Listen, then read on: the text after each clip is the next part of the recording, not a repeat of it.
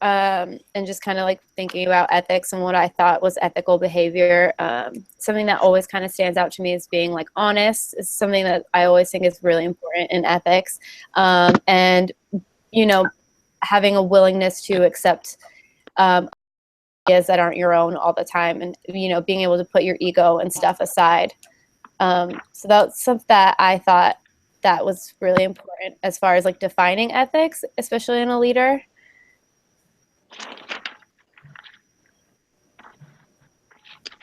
I really liked how the chapter outlines the different challenges with ethical behavior, challenges of responsibility, challenge of power, we see challenge of privilege, challenge of loyalty, and challenge of consistency. And my particular favorite out of that is the challenge of power, and what happens when someone who isn't ethical is given a lot of power, and how that can be very detrimental to an organization, to a nation, especially thinking about recent political changes. So that's been on my mind.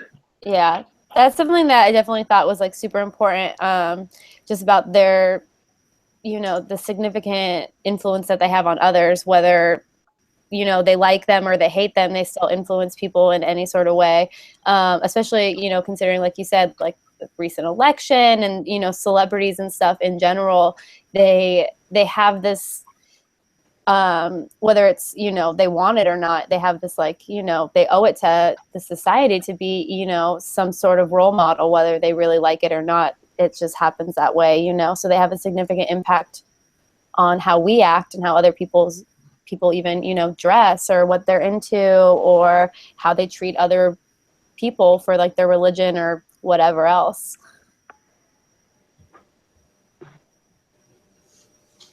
In the chapter, the thing that I really liked was altruism, which is a concern for others.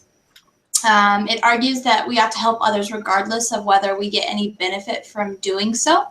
Such actions build bonds between people and nature and the cooperation and trust necessary to take collective action. So this really stuck out to me because I worked prior to the area that I work in now. I worked in downtown San Diego, and there's a huge homeless population here in San Diego because of the weather, obviously.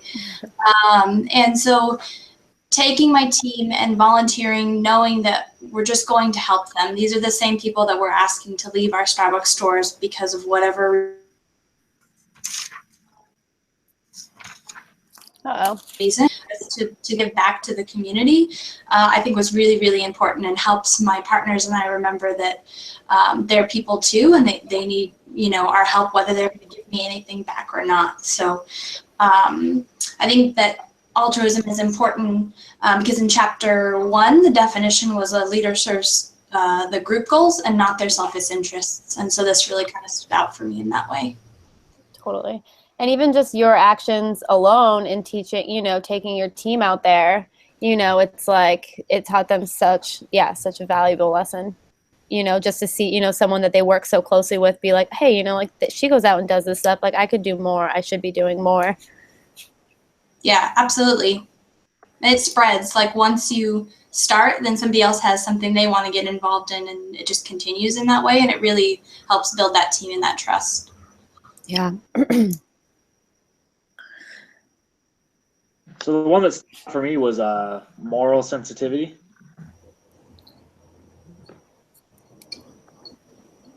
Can you guys hear me, or did it lose cut out? Oh yeah, go. So the one that stuck out to me was for moral sensitivity. I thought that was an interesting one to recognize that, you know, there's other people's perspectives, especially like you guys commented earlier on the election. So it just kind of being sensitive to other people's thoughts and how much that can persuade other people and or the impact it can have on others by recognizing their thoughts. I thought that was the interesting kind of the non-obvious one when it comes to morals. But I thought it was a very impactful in the leadership. Yeah. Yeah, because I did. Oh, sorry, Chris. Go ahead. No, that's all right. You haven't talked yet, buddy. Go. All right. And we're doing chapter 9, right? The public, that was part of it, right? 9 Yes. and 11? Chapter 9 and 11. Yeah. Okay. So one of the things that I brought up, that I read, that as far as engaging in the two-way communications under ethical there. So again, I think it's important, and you guys are all kind of touching on this. It's important to engage in the two-way communication, especially when in the public figure, and not just standing on the podium and spouting off one thing, but being able to listen to everybody's views at their aspects, respecting everybody's opinions, and then taking those in. And of course, that engages the entire whatever team you're trying to build or constituency that you're trying to reach. If they feel like they're being listened to and that they have a say in it, obviously it's going to make for a better leader and a better experience. Totally.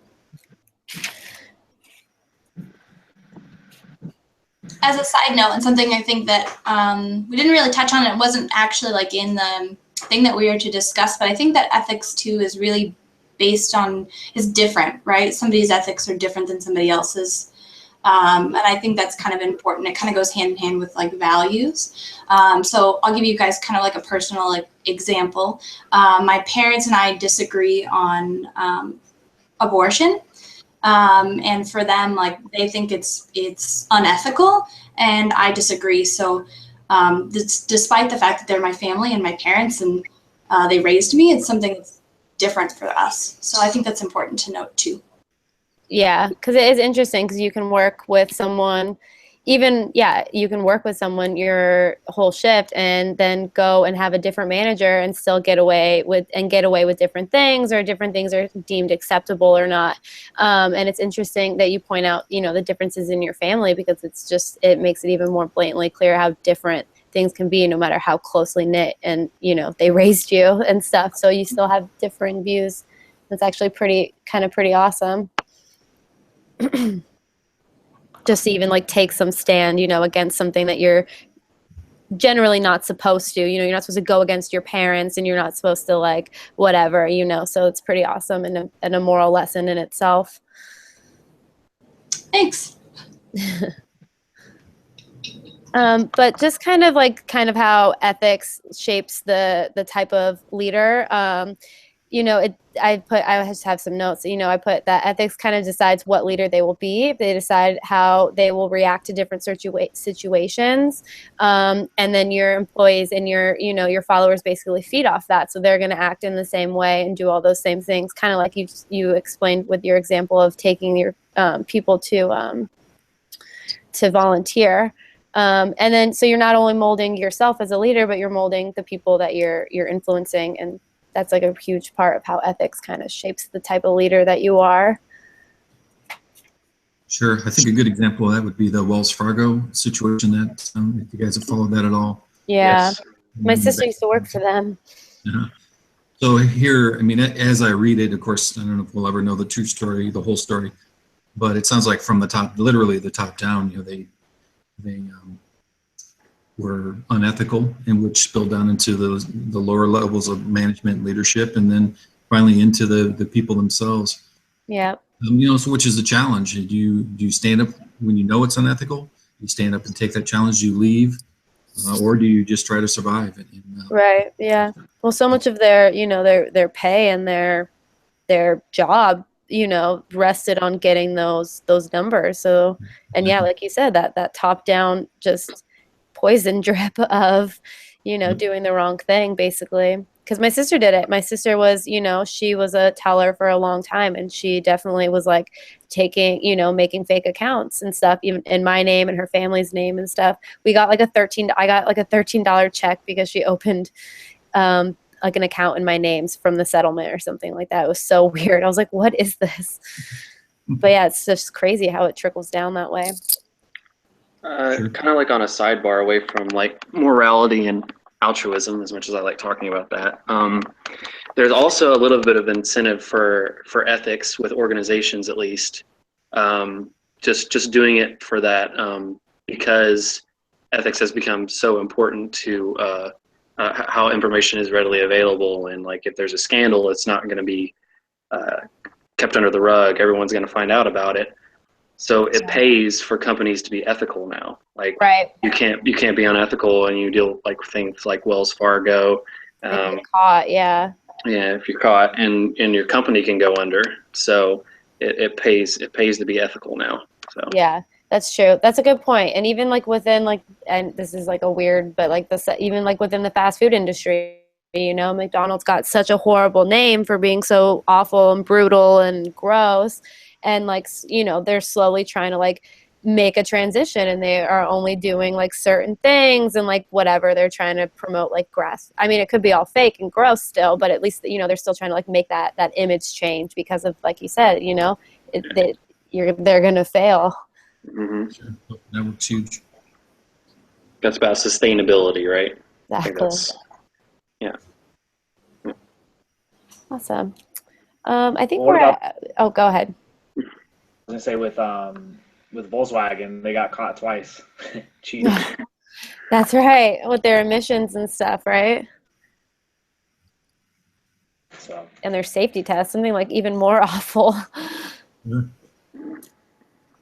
Yeah, I think we're at about 14 minutes now, if you guys want to cut it off. Yeah. I think we're good.